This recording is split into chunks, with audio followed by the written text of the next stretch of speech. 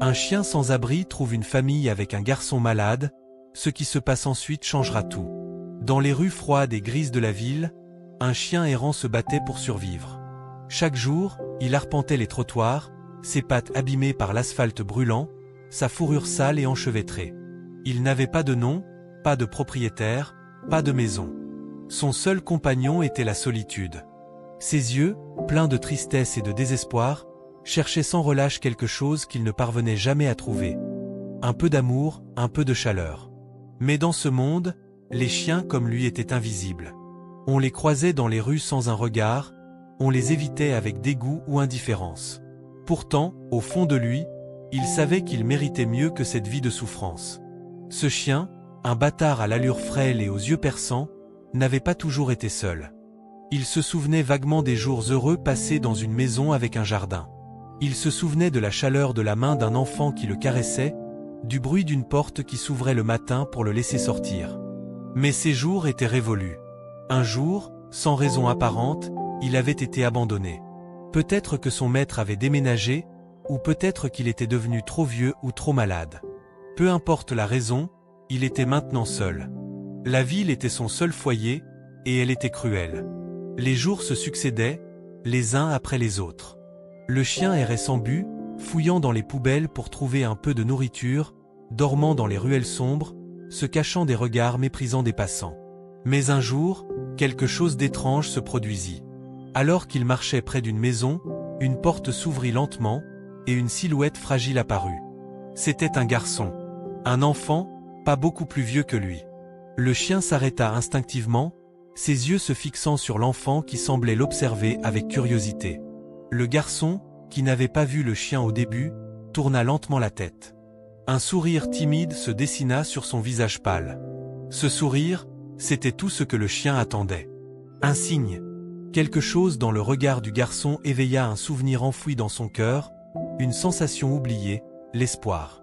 L'enfant s'approcha lentement, tendant une main fragile vers le chien. Le chien, habituellement si méfiant, sentit une étrange douceur dans ce geste. Il s'approcha à son tour, hésitant, et se laissa caresser. La chaleur de la main du garçon était douce, presque guérissante. Le chien ferma les yeux un instant, profitant de cette rare sensation de confort. Il avait trouvé quelque chose qu'il n'avait pas ressenti depuis si longtemps. Une connexion, une promesse de chaleur dans un monde si froid. Les jours passèrent, et chaque matin, le chien revenait. L'enfant, prénommé Thomas, l'attendait désormais à la porte, un sourire plus large chaque jour. Malgré sa maladie, malgré les traitements longs et épuisants qui l'avaient affaibli, Thomas trouvait la force de sourire quand il voyait le chien. Ce chien, qu'il avait surnommé Rex, était devenu son ami, son compagnon fidèle. Ensemble, ils partageaient des moments simples mais précieux.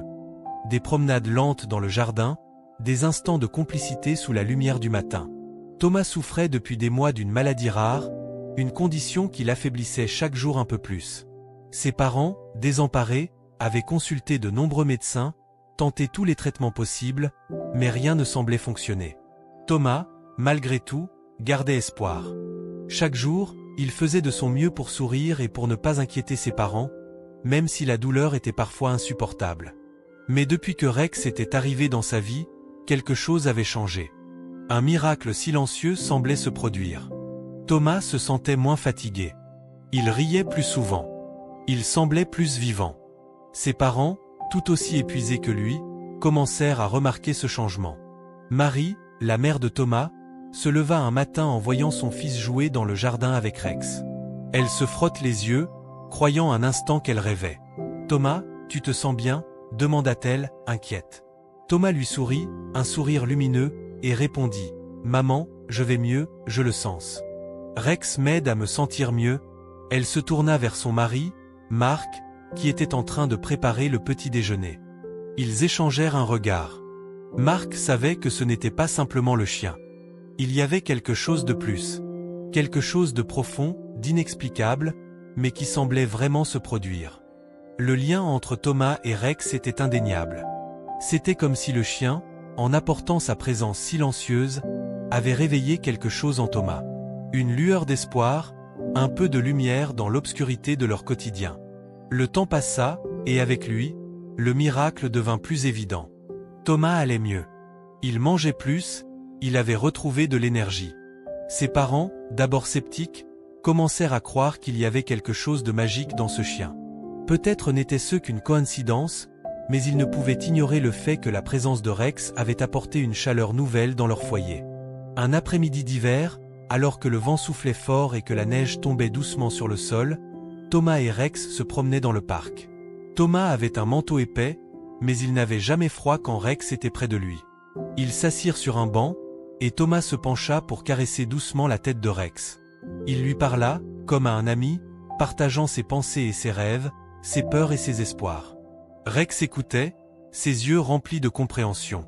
C'était comme si le chien savait exactement ce que ressentait Thomas. « Tu sais Rex, dit Thomas, en regardant le ciel gris, je me sens mieux chaque jour grâce à toi. Peut-être que tu es mon miracle. » Rex tourna la tête vers lui et posa sa tête sur les genoux de Thomas, comme pour lui dire qu'il comprenait. Thomas sourit, se sentant plus léger qu'il ne l'avait été depuis longtemps. À ce moment-là, quelque chose d'étrange se produisit. Thomas ressentit une vague de chaleur envahir son corps, une énergie nouvelle qui semblait venir de l'intérieur. Ses poumons se remplissaient plus facilement, et la douleur qui l'avait toujours accompagné s'estompa. C'était un sentiment étrange, mais agréable, comme si son corps répondait à l'affection et à l'amour qu'il recevait de Rex. Marie et Marc étaient en train de discuter à l'intérieur, mais en entendant la voix de leur fils, ils s'approchèrent doucement du jardin. Ils observaient Thomas et Rex, tous deux assis côte à côte, dans un silence serein. Leurs regards se croisèrent, et ils comprirent. Le miracle n'était pas seulement dans la guérison physique de Thomas, mais dans la guérison de leur famille tout entière. Grâce à Rex, ils retrouvaient la paix, la joie, et surtout, l'amour. Les jours suivants, Thomas continua de se sentir mieux, bien mieux qu'il ne l'avait été depuis des mois. La fatigue chronique qui l'envahissait tous les matins semblait s'effacer, remplacée par une énergie qu'il n'avait pas ressentie depuis longtemps. Chaque matin, il se levait avec enthousiasme pour voir Rex, son fidèle chien, qui l'attendait à la porte. Leur routine était désormais bien établie. Un petit déjeuner léger, une promenade dans le jardin ou au parc, puis des moments passés ensemble à jouer ou simplement à s'asseoir dans la lumière du matin, à l'ombre du grand chêne du jardin. Rex ne se contentait pas de simplement être présent. Il semblait comprendre Thomas mieux que quiconque. Lorsque Thomas se sentait fatigué, Rex restait près de lui, posant sa tête sur ses genoux comme pour lui apporter du réconfort. Et lorsqu'il se sentait joyeux, Rex répondait en courant autour de lui, aboyant joyeusement, ses oreilles tombantes virevoltant sous l'effet de son énergie. Les parents de Thomas observaient ce miracle en silence. Chaque jour, ils voyaient leur fils s'épanouir un peu plus. La couleur était revenue sur ses joues, et sa peau, qui était auparavant pâle et cireuse, semblait désormais saine et vivante. Marie, la mère de Thomas, se sentait presque coupable de ne pas avoir compris plus tôt l'importance de Rex. Elle avait toujours pensé que le chien était un simple compagnon, mais à présent, elle se rendait compte que Rex avait fait plus pour Thomas que tous les médecins et traitements réunis. Un matin, après une semaine d'amélioration continue, Marie proposa à Marc de faire un test. Elle avait remarqué que Thomas semblait moins fatigué après avoir passé du temps avec Rex. Peut-être que la présence de l'animal jouait un rôle dans son rétablissement. Et si on essayait de l'emmener chez le médecin, suggéra-t-elle. Peut-être que ce changement ne provient pas seulement du temps, mais de quelque chose de plus. Marc était sceptique, mais il accepta. « Tu penses que Rex a vraiment quelque chose à voir avec tout ça ?» demanda-t-il, à la fois incrédule et curieux. Marie hocha la tête, son regard déterminé. « Il n'y a pas de mal à essayer. » Ainsi, ce jour-là, après une promenade dans le parc avec Rex, ils se rendirent tous ensemble chez le médecin. Thomas était nerveux, comme à chaque visite, mais Rex était à ses côtés, calme et rassurant. Il marchait lentement, sa tête basse mais son regard ferme, comme pour dire à Thomas qu'il n'avait pas à avoir peur. Et Thomas, se sentant soutenu, entra dans le cabinet médical avec plus de courage qu'il n'en avait eu depuis longtemps. Le médecin, un homme d'âge moyen aux cheveux gris, accueillit la famille avec un sourire. Il connaissait Thomas depuis longtemps et savait à quel point la situation avait été difficile pour lui. Après avoir posé quelques questions sur l'état de santé actuel de Thomas, il le fit s'asseoir sur la table d'examen. « Alors, Thomas, dit-il d'une voix douce, comment tu te sens aujourd'hui ?» Thomas répondit avec un sourire timide, « Je me sens mieux, docteur. » Beaucoup mieux. C'est étrange, mais je me sens plus fort. Il jeta un regard vers Rex, assis calmement près de la porte. Le médecin tourna son regard vers le chien, puis retourna ses yeux vers Thomas. C'est bon à entendre, Thomas. Je vois que ton énergie est meilleure qu'il y a quelques semaines, mais le médecin ne se contenta pas de prendre des notes. Il voulait comprendre d'où venait cette amélioration, car, même s'il croyait à la guérison par le temps, il ne pouvait ignorer le changement radical qu'il observait. « Je dois être honnête avec toi, dit-il. Il n'y a pas d'explication médicale simple pour ce genre de progrès aussi rapide. Peut-être que c'est la combinaison du temps, des traitements, et peut-être aussi de la compagnie que tu as. Tu sais, les animaux de compagnie, en particulier les chiens, peuvent avoir un impact psychologique très positif. Il semble que Rex ait trouvé une manière de t'apporter un réconfort profond. » Mark, qui écoutait attentivement, échangea un regard avec Marie. Il n'avait jamais imaginé que la guérison de Thomas pourrait être liée à un chien, et pourtant, tout semblait pointer dans cette direction. Le médecin continua ses examens, vérifiant les signes vitaux de Thomas et analysant ses résultats médicaux. Après quelques minutes, il se tourna vers la famille. « Je dois dire que je suis agréablement surpris. Les symptômes de Thomas semblent se stabiliser, et il semble même y avoir une amélioration. Il n'est pas encore complètement guéri, mais il va beaucoup mieux. » Les parents de Thomas restèrent sans voix. Cela faisait des mois, voire des années, qu'ils se battaient pour trouver une solution, un traitement qui améliorerait l'état de leur fils. Et maintenant, ils réalisaient que ce miracle se trouvait peut-être juste à leurs pieds, sous la forme de Rex, ce chien qui était entré dans leur vie presque par hasard. Ce chien errant, solitaire et brisé, avait offert à leur fils une guérison qu'ils n'avaient jamais cru possible. Alors que la famille quittait le cabinet médical, le médecin leur donna quelques conseils pour continuer à prendre soin de Thomas, mais il les laissa partir avec un sourire, un sentiment d'espoir renouvelé. Mark et Marie étaient bouleversés, mais dans un bon sens. Ils savaient que Rex avait joué un rôle essentiel dans la guérison de Thomas. Il avait apporté à leur fils non seulement de l'affection, mais aussi une stabilité émotionnelle qui semblait se traduire par des effets physiques tangibles. En rentrant chez eux, la famille était plus silencieuse qu'à l'habitude, mais ce silence était différent. Il n'était pas teinté de peur ou de tristesse, mais d'une profonde reconnaissance. Quand ils arrivèrent à la porte, Thomas se tourna vers Rex, qui les attendait, les yeux brillants. Il s'agenouilla, caressa son chien et lui murmura « Merci, Rex. Tu m'as sauvé. » Les semaines passaient, et la situation de Thomas continuait d'évoluer de manière étonnante. Chaque jour, il semblait devenir un peu plus fort, un peu plus plein de vie. Là où il y avait autrefois une fatigue constante, une lassitude qui l'abaissait, il y avait désormais des sourires, des éclats de rire, et même des moments de jeu dans le jardin. Rex, toujours aussi fidèle, était devenu son ombre. Où que Thomas aille, le chien était toujours là, le suivant partout, prêt à le protéger et à lui apporter du réconfort.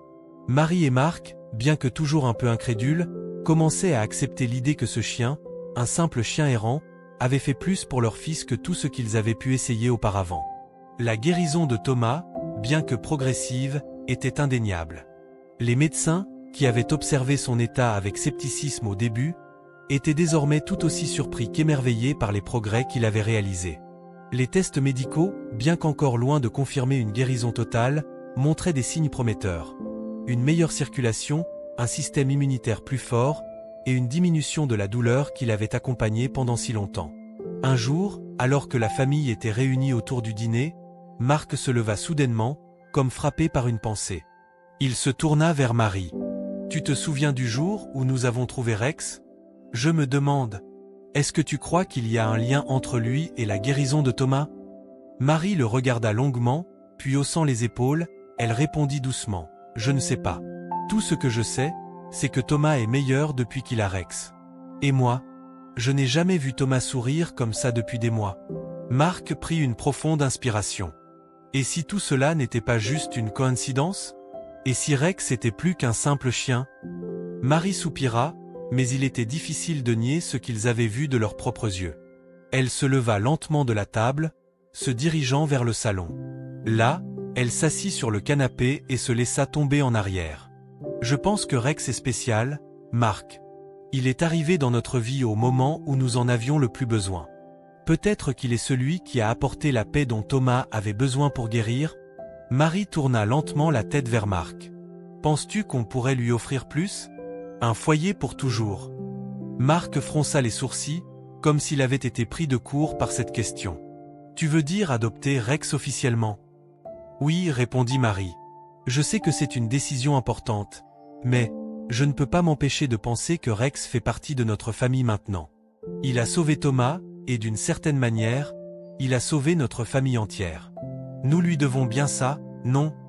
Marc acquiesça, une lueur d'émotion dans les yeux. Tu as raison.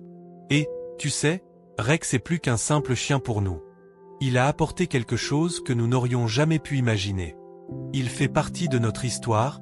Cette nuit-là, après une discussion pleine d'émotions, la famille prit la décision d'adopter Rex officiellement. Ils comprenaient maintenant que ce chien errant, que beaucoup auraient ignoré, avait trouvé un foyer dans leur cœur et dans leur vie. Mais cette décision, bien que remplie d'amour et d'espoir, allait aussi apporter un nouveau défi. Car peu de temps après cette décision, quelque chose d'inattendu se produisit. Les semaines suivantes, la santé de Thomas continuait de s'améliorer.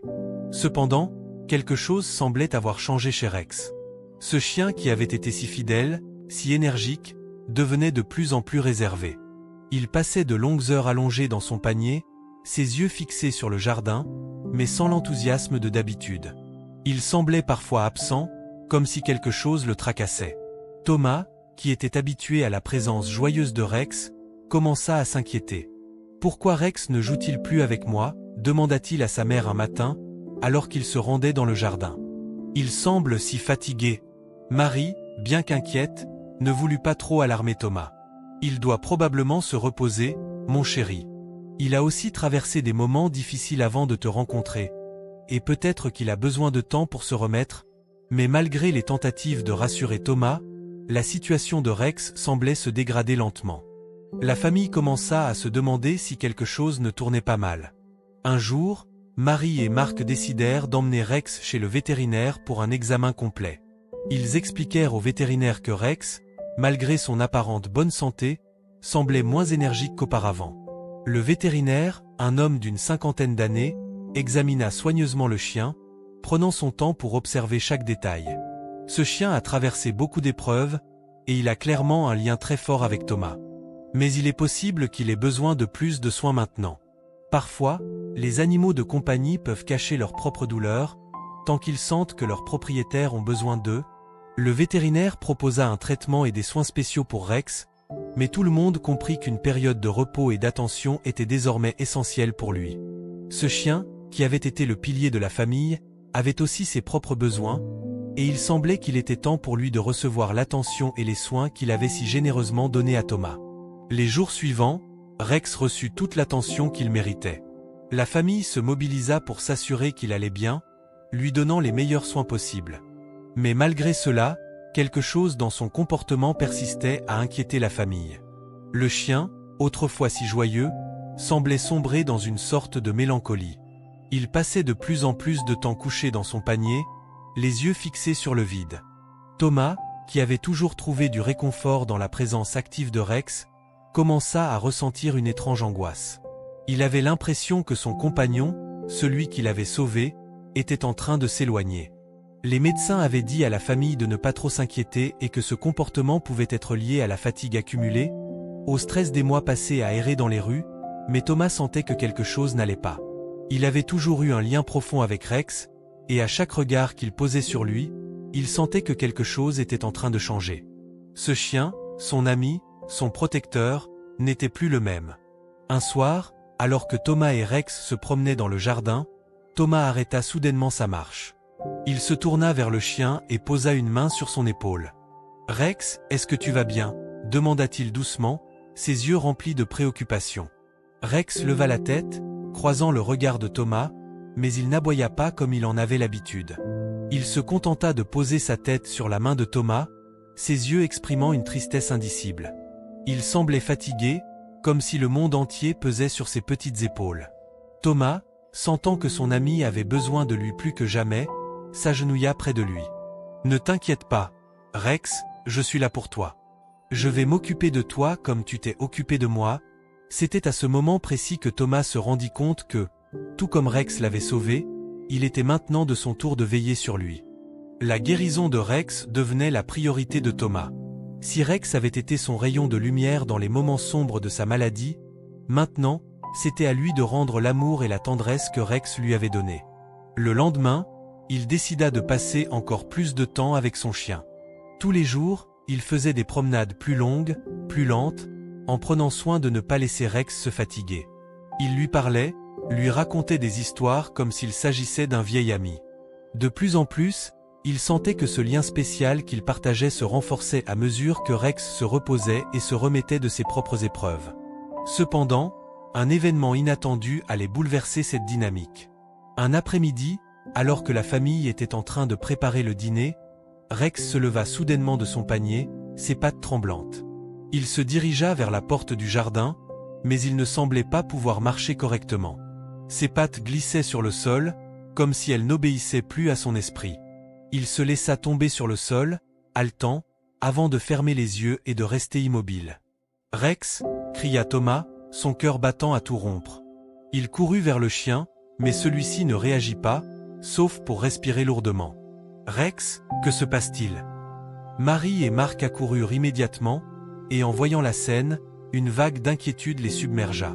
Marc, paniqué, tenta de lever Rex, mais il était trop lourd pour le soulever seul. Ils décidèrent de l'emmener d'urgence chez le vétérinaire. Sur le chemin, la famille restait silencieuse, le cœur lourd.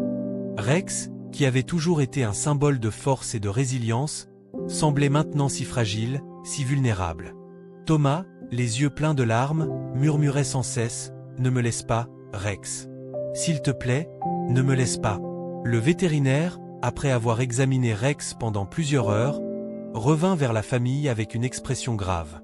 Rex souffre d'une infection profonde, probablement liée à ses années de vie dans la rue. C'est un état grave. Mais je pense que nous pouvons encore essayer de le sauver, à condition qu'il reçoive des soins immédiats. Marc et Marie, dévastés, prirent une grande inspiration. C'était une course contre la montre. Pendant que le vétérinaire préparait le traitement nécessaire, Thomas s'approcha de Rex, le cœur serré. Il prit doucement la patte du chien dans la sienne et lui parla doucement. « Tu m'as sauvé, Rex. Tu m'as donné la force de continuer, et je vais te donner tout l'amour que j'ai pour te rendre l'appareil. Tu es mon meilleur ami, mon héros. Je ne te laisserai pas partir. » Le regard de Rex se leva lentement, comme s'il entendait chaque mot de Thomas, comme s'il comprenait la promesse que son jeune maître lui faisait. Le vétérinaire revint pour administrer une série de médicaments et des traitements d'urgence, mais tout le monde savait que le chemin pour Rex serait long et incertain. Cela pourrait prendre des jours, voire des semaines, avant que l'animal se remette complètement. Cependant, pendant les jours suivants, un changement subtil se produisit. Rex, bien que toujours affaibli, commença à répondre positivement au traitement. Il mangeait davantage, bougeait un peu plus, et surtout, il recommençait à retrouver une lueur dans ses yeux. Il n'était pas encore guéri, mais chaque petit progrès était une victoire. Pendant ce temps, la famille entière soutenait Rex de toutes leurs forces. Thomas passait des heures à son chevet, ne voulant pas le quitter une seule seconde. Il lui parlait, lui chantait des chansons, et lui caressait doucement la tête. « Tu vas guérir, Rex. Je crois en toi. Nous allons guérir ensemble. » Ce moment, rempli d'espoir et de désespoir, marqua un tournant dans l'histoire de la famille. Thomas avait appris que la guérison ne se limitait pas à un simple processus physique. Parfois, la guérison venait de l'amour, de l'attention et du soutien que l'on offrait à ceux que l'on aimait. Rex avait guéri le cœur de Thomas, et maintenant, c'était à Thomas de guérir celui de Rex. Les jours suivants, la situation de Rex s'améliora lentement mais sûrement. Chaque petite victoire, chaque mouvement, chaque regard que Rex lui lançait, donnait à Thomas l'espoir dont il avait tant besoin. L'animal, toujours un peu fatigué, commençait cependant à montrer des signes de récupération. Il mangeait avec plus d'appétit, et ses yeux, bien que toujours un peu ternes, commençaient à briller à nouveau. Une nuit, après une longue journée passée à veiller sur Rex, Thomas se rendormit enfin. Mais il n'avait pas l'intention de se reposer longtemps. Il se leva doucement, faisant attention à ne pas réveiller ses parents, et se rendit directement dans le salon où Rex reposait dans son panier, la tête posée sur une couverture. Le chien ouvrit un œil en l'entendant approcher, puis émit un léger grognement de contentement lorsqu'il sentit la main de Thomas se poser sur son dos. « Tu sais, Rex, » murmura Thomas d'une voix douce, « je crois que nous allons tout traverser ensemble. Peu importe ce qui arrive, je serai toujours là pour toi. » Il s'assit près de lui, sa tête appuyée contre le flanc du chien, et resta là pendant des heures, se laissant bercer par la chaleur du corps de Rex et par la confiance mutuelle qui les unissait. La relation entre Thomas et son chien était devenue bien plus qu'un simple lien. C'était un pacte silencieux, un engagement partagé. Ils se soutiendraient mutuellement à travers les épreuves de la vie. Au fur et à mesure que Rex récupérait, il reprenait lentement ses habitudes. Le matin, il se levait plus tôt, se dirigeait vers le jardin, et attendait avec patience que Thomas vienne lui rendre visite. Parfois, Thomas le rejoignait pour une promenade courte, s'asseyant à ses côtés dans le jardin en silence, mais toujours avec un sourire sur le visage. Ces moments étaient plus précieux que tout le reste pour lui. Car dans ces moments-là, il sentait qu'il n'était pas seul, que Rex était son allié dans la lutte contre les ténèbres de la maladie qui l'avait frappé. Mais à mesure que les semaines passaient, quelque chose d'encore plus inattendu se produisit. Rex, qui avait toujours été un chien calme et réservé, commença à manifester un comportement qui surprit toute la famille. Il n'était plus simplement un compagnon fidèle, il devenait un guide, un protecteur. Les petits gestes qu'il faisait, comme pousser doucement Thomas à s'éloigner de certaines zones de la maison, ou encore s'agiter lorsque quelqu'un venait rendre visite à la famille, semblaient étranges, mais il était difficile de nier qu'il avait une sorte d'intuition. Un après-midi, alors que la famille était réunie dans le salon, Marc reçut une visite surprise. Un homme qu'il connaissait à peine entra dans la maison. Il portait une chemise bleu foncé et des lunettes de soleil. Sans un mot, Rex se leva immédiatement et se plaça devant la porte, fixant l'intrus avec des yeux perçants. « Rex, calme-toi, dit Marie, inquiète. Qui est-ce, Marc ?» Marc, un peu déstabilisé par l'attitude soudaine de Rex, se leva pour répondre à la porte. « Je ne suis pas sûr. » Il a dit qu'il voulait parler de Thomas. L'homme se présenta sous le nom de Laurent, un ancien ami de la famille. Il était un peu plus âgé que Marc et semblait avoir une attitude étrange, presque distante. Rex, cependant, n'arrêtait pas de grogner et d'aboyer faiblement, ses yeux fixant Laurent sans relâche. L'animal, pourtant calme habituellement, était manifestement méfiant. « Laurent, vous ne semblez pas être de très bonne humeur avec Rex, » remarqua Marc, tentant de détendre l'atmosphère. « Je suis désolé, » répondit Laurent d'une voix calme, mais quelque peu glaciale. « Il doit y avoir quelque chose dans l'air. Je suis juste venu voir comment va Thomas. » À ce moment-là, Rex fit un pas en avant et grogna plus fort, son corps tout tendu. Cela surprit tout le monde, car il n'avait jamais réagi ainsi avec des invités. Laurent sembla un peu déstabilisé, mais tenta de se reprendre. « Ne vous inquiétez pas, je n'ai aucune mauvaise intention, » dit-il. Mais quelque chose dans l'attitude de Rex ne semblait pas en accord avec ces mots. Marie, inquiète, s'approcha de son chien et posa une main douce sur sa tête, comme pour le rassurer. « Rex, calme-toi. Ce n'est rien. » Mais le chien ne semblait pas prêt à se calmer. Au contraire, il se tourna vers Marc, puis regarda Laurent, sans jamais cesser de fixer cet homme du regard.